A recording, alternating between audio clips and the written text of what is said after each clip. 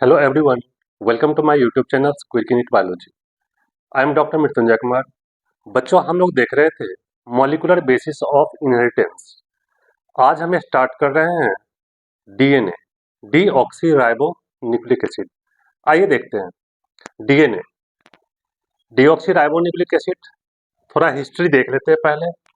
DNA को सबसे पहले आइडेंटिफाई करने का काम जो किए थे वो मिसर साहब थे।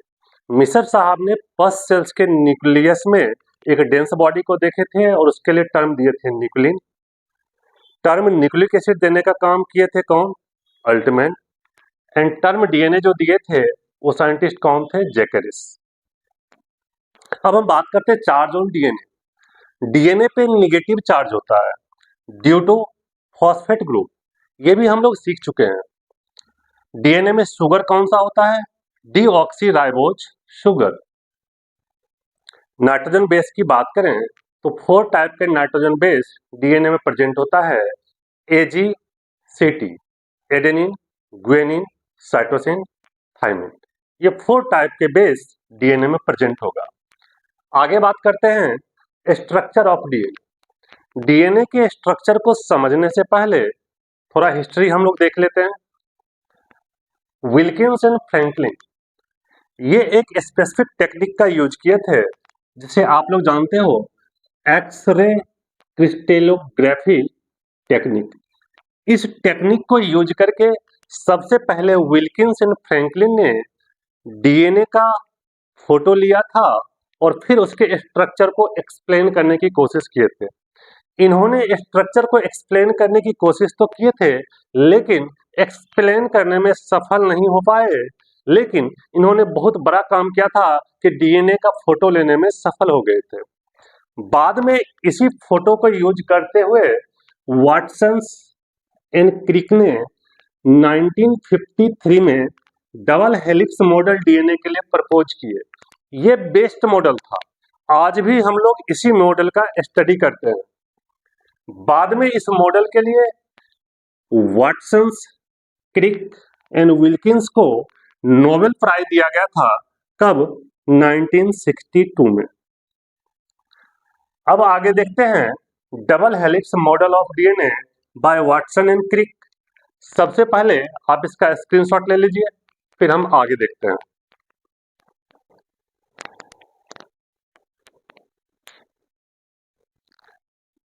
बच्चों, अब हम लोग देख रहे हैं double helix model for DNA given by Watson and क्रिक।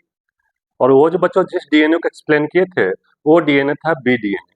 अगर आपसे कुछ भी ना बोले तो आप बी डीएनए ही एज्यूम करके आंसर देना है। अब डबल हेलिक्स मॉडल क्या कहता है उसे देखते हैं। DNA is A double stranded, means DNA 2 strand से मिलकर के बनी होती है। यहाँ पे देखिए एक तो रेड वाली स्ट्रैंड है और दूसरी बच्चों ब्लू वाली स्ट्रैंड है। आगे बात करते हैं एंटी पैरेलल। डीएनए का दोनों स्ट्रैंड एक दूसरे के एंटी पैरेलल होते हैं। मीन्स अगर एक स्ट्रैंड्स में directions of phosphodiester bond 5 prime to 3 prime होगा तो दूसरे स्ट्रैंड में directions of phosphodiester bond 3 prime to 5 prime होगा। ये एक दूसरे के एंटी पैरेलल होंगे। नेक्स्ट बच्चों बात करते हैं हाइड्रोजन बॉन्ड। डीएनए के दोनों स्ट्रैंड्स आपस में हाइड्रोजन बॉन्ड से मिलकर के जुड़े होते हैं। एडेनिन एंड थाइमिन के बीच में 2 हाइड्रोजन बॉन्ड प्रेजेंट होगा जबकि ग्वानिन एंड साइटोसिन के बीच में 3 हाइड्रोजन बॉन्ड प्रेजेंट होता है। आगे बात करते हैं कॉम्प्लीमेंट्री। एक स्ट्रैंड दूसरे के कॉम्प्लीमेंट्री होता है। एडेनिन ऑलवेज थाइमिन से बाइंड करता है जबकि ग्वानिन ऑलवेज साइटोसिन से बाइंड करता है। मीन्स डीएनए के एक स्ट्रैंड का अगर स्ट्रक्चर आपको पता हो तो दूसरे स्ट्रक्चर आप आसानी से लिख सकते हैं बिकॉज दोनों स्ट्रैंड एक दूसरे के कॉम्प्लीमेंट्री होते हैं। अब आगे बात करते हैं यूनिफॉर्म डायमीटर। डीएनए के डायमीटर यूनिफॉर्म होता है, 20 एंगस्ट्रम्स होता है बच्चों। और यहाँ अगर बात करें तो ये यूनिफॉर्म डायमीटर क्यों होता है? क्योंकि प्यूरिन ऑलवेज पायरिमिडीन से बाइंड होता है और पायरिमिडीन ऑलवेज प्यूरिन से बाइंड होता है और ये फिक्स होता है जिसकी वजह से डीएनए का डायमीटर यूनिफॉर्म होता है। आगे बात करते हैं DNA is a ladder like. DNA कैसा होता है बच्चों? या तो लेडर लाइक होता है, और आप इसे कह सकते हैं इसका हेलिकल स्ट्रक्चर होगा। इस लेडर का बैकबोन जो बना होता है बच्चों, वो सुगर एंड फॉस्फेट से मिलकर के बना होता है, जबकि इसका स्टेप्स बेस पेयर से बना होता है, नाइट्रोजन बेस से मिलकर के बना होता है। अगर हम स्टेबिलिटी की बात करें तो stability of helical structure is, एक तो इसका रीजन होता है ड्यू टू एच बॉन्ड, और सेकेंड जो इसका होगा बच्चों, ये हेलिकल स्ट्रक्चर में plane of one base pair sticks over the other in double helix. Double helix में ऐसे ये रोटेट करता है कि एक बेस पेयर का प्लेन दूसरे बेस पेयर के जस्ट ऊपर आता है, और ये इसे एक्स्ट्रा स्टेबिलिटी देने का काम करता है। सबसे पहले आप इसका स्क्रीनशॉट ले लीजिए, फिर हम आगे देखते हैं।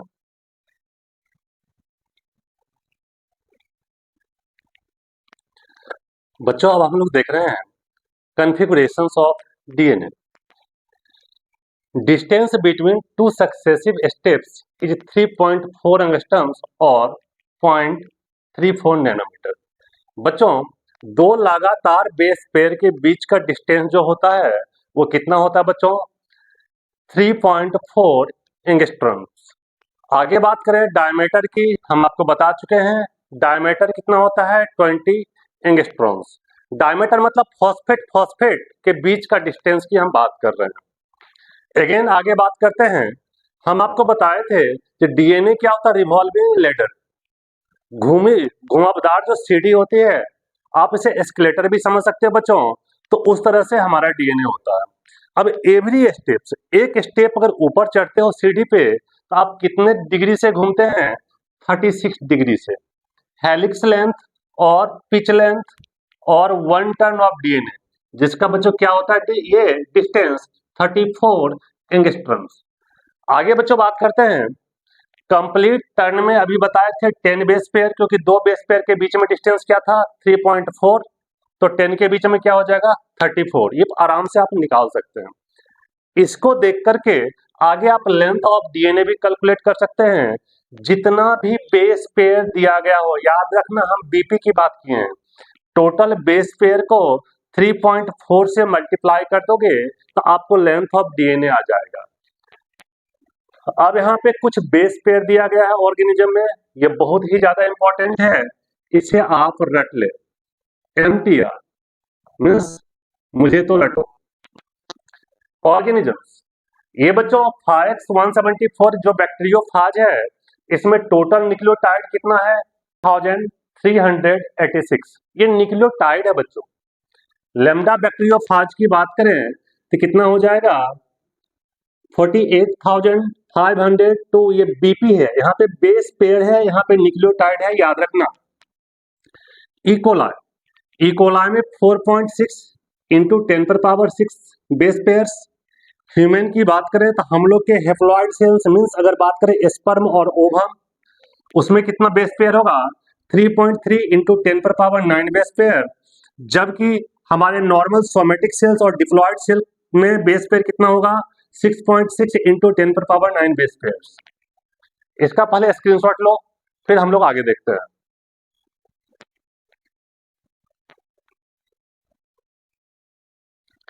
बच्चों हम लोग देख रहे हैं टाइप्स ऑफ डीएनए के बारे में। Types of DNA on the basis of directions of twisting. यहाँ पे आपको 2 टाइप के डीएनए को याद रखना है। राइट हैंडेड डीएनए, जिसमें क्या होता है बच्चों, ये क्लॉकवाइज ट्विस्टिंग होती है। राइट हैंडेड डीएनए क्लॉकवाइज बच्चों ट्विस्टिंग होगा। और एग्जाम्पल की बात करें तो बी डीएनए, अगर आपको कुछ भी ना बोले तो बी डीएनए मान के ही आपको आंसर देना है, क्योंकि Watson and Crick double helix model जो दिए थे वो बी डीएनए के लिए ही दिए थे। आगे बात करते हैं बच्चों left handed DNA. Left handed DNA यहाँ पे क्या हो जाएगा, एंटी क्लॉकवाइज, इसका ट्विस्टिंग एंटी क्लॉकवाइज होगा। और एग्जाम्पल की बात करते हैं जेड डीएनए। अब क्वेश्चन ये अराइज होता है, बी डीएनए और जेड डीएनए होता कहाँ है? ये सेल के अंदर ही होता है। बी डीएनए के बीच बीच में ये जेड डीएनए प्रेजेंट होता है, जिसका काम होता है जीन का रेगुलेशन करना। आगे बात करते हैं, अब डीएनए 2 स्ट्रैंड से भी मिलके बना होता है, और एक्सेप्शनली बच्चों कुछ डीएनए सिंगल स्ट्रैंड से भी बना होता है। यूजुअली तो आपको याद रखना है DNA is double stranded and RNA is single stranded, but कुछ एक्सेप्शंस भी देखने को मिलते हैं। अगर सिंगल स्ट्रैंडेड डीएनए की बात करें तो किसमें होगा, 5x174 बैक्टीरियोफाज में ये डीएनए प्रेजेंट होता है, इसको आपको याद रखना है। नेक्स्ट बात करते हैं double stranded DNA. Double stranded DNA याद कीजिए, हम आपको बताए थे जो न्यूक्लियर डीएनए होता है वो लीनियर होता है, जो न्यूक्लियस के अंदर होगा, और एग्जांपल की बात करें तो यूकैरियोटिक न्यूक्लियर डीएनए। और सेकंड हो जाएगा सर्कुलर डीएनए। ये सर्कुलर डीएनए प्रोकैरियोट्स में होता है, मींस प्रोकैरियोटिक डीएनए ये कैसा होता है, double stranded and circular. Mitochondria के अंदर जो डीएनए होता है वो भी कैसा होगा, double stranded and circular. Chloroplast और प्लास्टिड के अंदर जो डीएनए होगा वो भी कैसा होता है बच्चों, डबल स्ट्रैंडेड एंड सर्कुलर। याद रखना नीट 2024 में क्वेश्चन पूछा गया था, जो क्लोरोप्लास्ट के अंदर जो डीएनए होगा वो कैसा होता है, तो आपको याद रखना कैसा होता है, डबल स्ट्रैंडेड एंड कैसा हो जाएगा बच्चों, सर्कुलर। क्लोरोप्लास्ट के अंदर DNA double stranded and circular होता है, याद रखना नीट 2024 का क्वेश्चन है। आगे बात करते हैं पैलिंड्रोमिक डीएनए। इस डीएनए में क्या होगा, sequence of nucleotide same from both and. DNA के कुछ पार्ट में क्या होता है, दोनों एंड से न्यूक्लियोटाइड का सीक्वेंस आप देखेंगे तो क्या होता है बच्चों, सेम होता है। और डीएनए के उस पार्ट को क्या बोलते हैं बच्चों, पैलिंड्रोमिक सीक्वेंस या पैलिंड्रोमिक डीएनए बोलते हैं। जैसे एक सीक्वेंस लिए हैं GAATC, बहुत कॉमन है बच्चों, आप लोग को याद भी होगा। देखिए आप 5 प्राइम से इसको रीड करते हैं तो GAATC, अगेन इधर 5 प्राइम से रीड करते हैं तो क्या होगा, GAAT, और क्या हो जाएगा बच्चों, ये C। सेम है, मीन सीक्वेंस चाहे आप इधर से रीड करो या सीक्वेंस बच्चों क्या होता है इधर से रीड करो, ये सीक्वेंस कैसा है बच्चों, सेम है। इसको क्या करना है, आपको याद रखना है। एक एग्जांपल यहाँ पे हम बताएं, जैसे कि हिंदी का वर्ड्स जो है बच्चों नमन, आप इधर से पढ़ो तो ये भी नमन होगा, आप इधर से स्टार्ट कीजिए तो ये भी नमन होगा। इसी को बच्चों यहाँ पे क्या कहते हैं, पैलिंड्रोमिक सीक्वेंस। सबसे पहले आप इसका स्क्रीनशॉट लीजिए, फिर हम लोग आगे देखते हैं।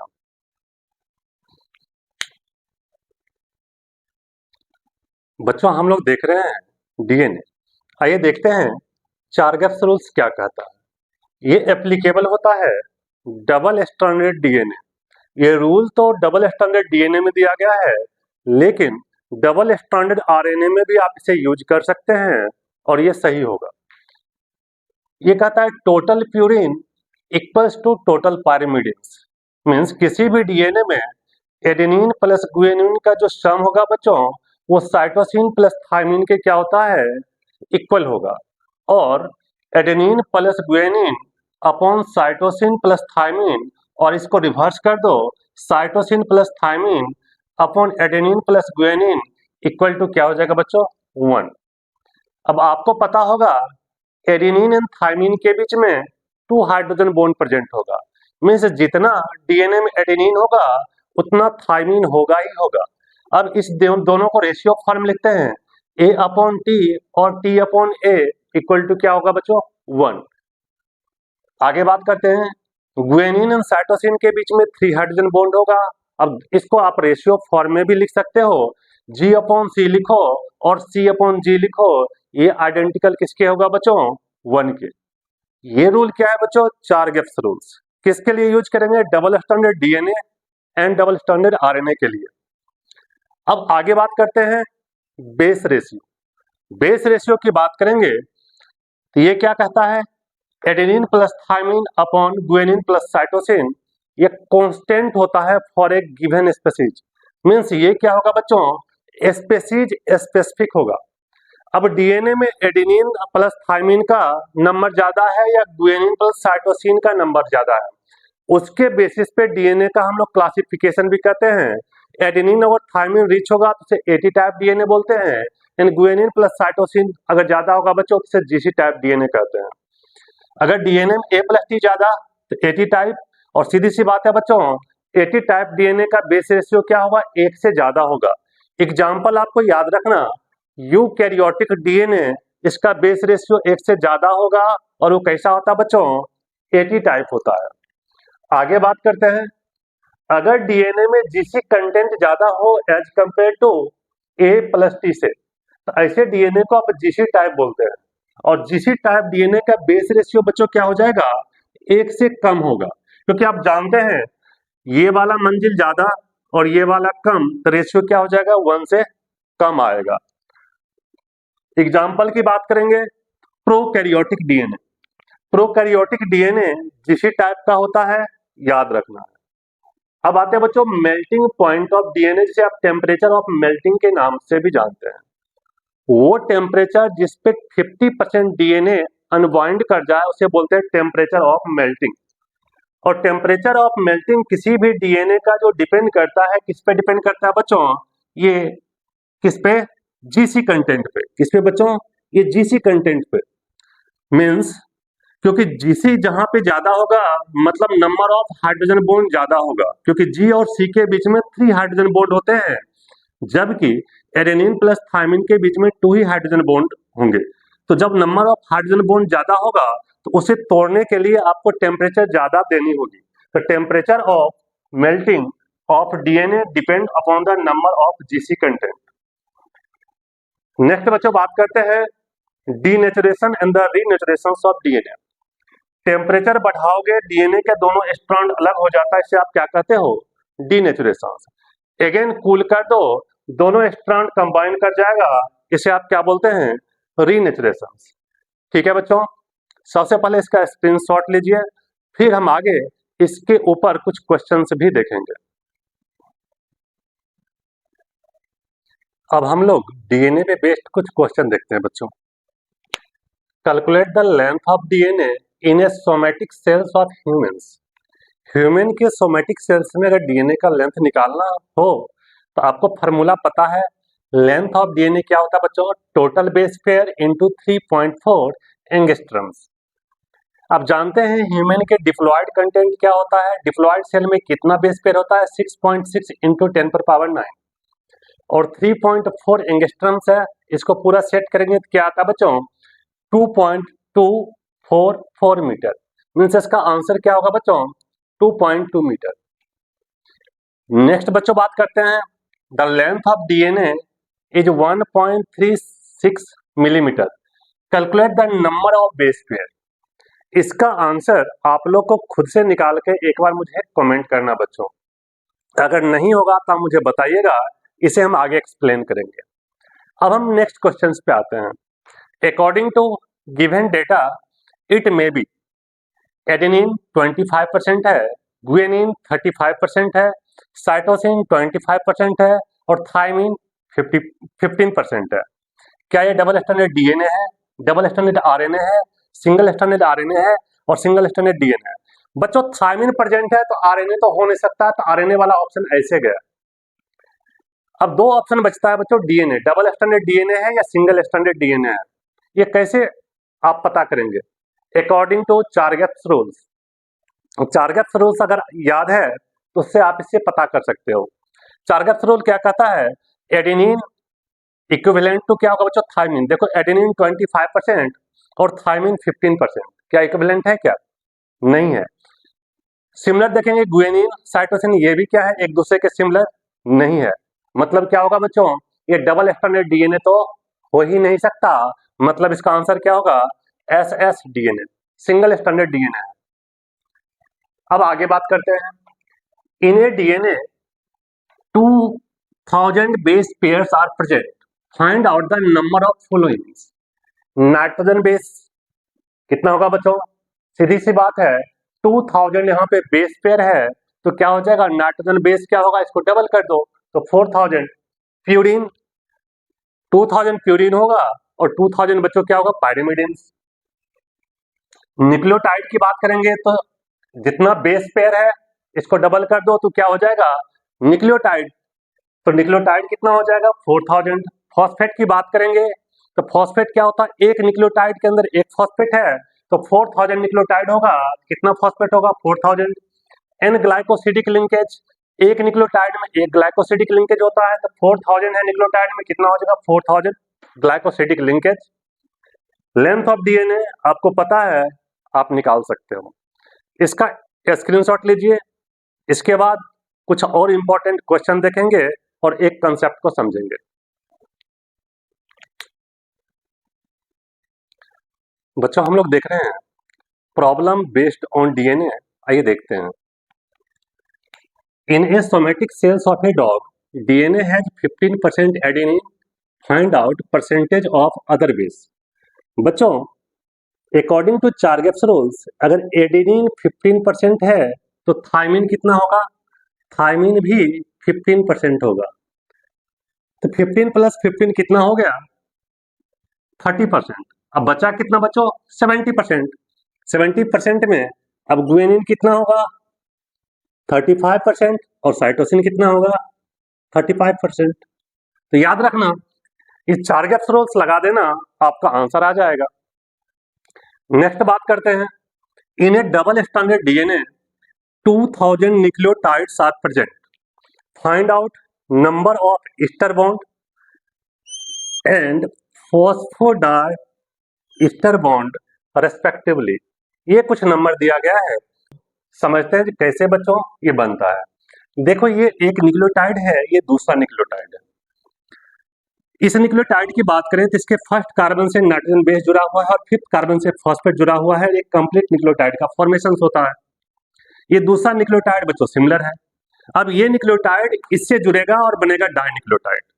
तो इस न्यूक्लियोटाइड का फॉस्फेट जो है ये सेकेंड यूनिट के थर्ड कार्बन से अटैच होगा, किस बॉन्ड से बच्चों ईस्टर बॉन्ड से। मीन्स ये भी ईस्टर बॉन्ड और ये भी ईस्टर बॉन्ड, और ये दोनों ईस्टर बॉन्ड को जोड़ने का काम कौन कर रहा है फॉस्फेट, इसलिए इस दोनों को कंबाइंडली क्या बोलते हैं बच्चों phosphodiester bond. Means dinucleotide में अगर ईस्टर बॉन्ड पूछे तो क्या हो जाएगा बच्चों 2, लेकिन फॉस्फोडाइस्टर बॉन्ड की बात करें बच्चों तो 1। मीन्स न्यूक्लियोटाइड में ईस्टर बॉन्ड होता है, फॉस्फोडाई ईस्टर बॉन्ड बनने के लिए कम से कम एक डाई न्यूक्लियोटाइड का बनना जरूरी है। अब आगे बात करते हैं बच्चों, ये बातें तो आपको समझ में आ गई। अब इसको आप डायरेक्ट भी याद रख सकते हो। फॉर सिंगल स्टैंडर्ड डीएनए के लिए क्या हो जाएगा, अगर न्यूक्लियोटाइड का नंबर आपको दिया गया हो n-1 एंड डीएस के लिए डबल स्टैंडर्ड डीएनए के लिए n-2 एंड सर्कुलर डीएनए के लिए क्या होता है बच्चों n। एक बात यहाँ पे और ध्यान रखना, यहाँ पे हम डाई न्यूक्लियोटाइड बनाए हैं, यहाँ पे 100, 200, 1000, 2000, 5000 न्यूक्लियोटाइड भी आपस में जुड़ा हुआ होगा। सपोज कीजिए इसके बीच में 1000 न्यूक्लियोटाइड जुड़ा हुआ है, तो ये क्या है फर्स्ट है और ये लास्ट है।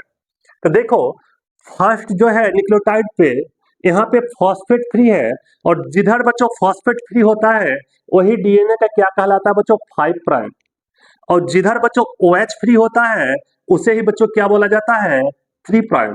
देखो थर्ड कार्बन पे OH फ्री है, इसलिए बच्चों इस एंड को क्या बोला जाता है, जहां पे ये है इसे बोला जाता है बच्चों 3 प्राइम, और यहाँ बच्चों फिफ्थ कार्बन पे फॉस्फेट फ्री है, इसलिए इस एंड को क्या बोला जाता है बच्चों 5 प्राइम। तो याद रखना डीएनए में जो 5 प्राइम और 3 प्राइम है, on the basis of directions of formations of phosphodiester bond, phosphodiester bond के फॉर्मेशन किस डायरेक्शन में हो रहा है उसी बेसिस पे बच्चों ये 5 प्राइम एंड 3 प्राइम डिसाइड होता है। इसका स्क्रीनशॉट ले लो। बच्चों ये वीडियो कैसा लगा कमेंट सेक्शन में आप जरूर बताइए। साथ ही साथ इस वीडियो को ज्यादा से ज्यादा लाइक करो, शेयर करो एंड सब्सक्राइब करो। Thank you.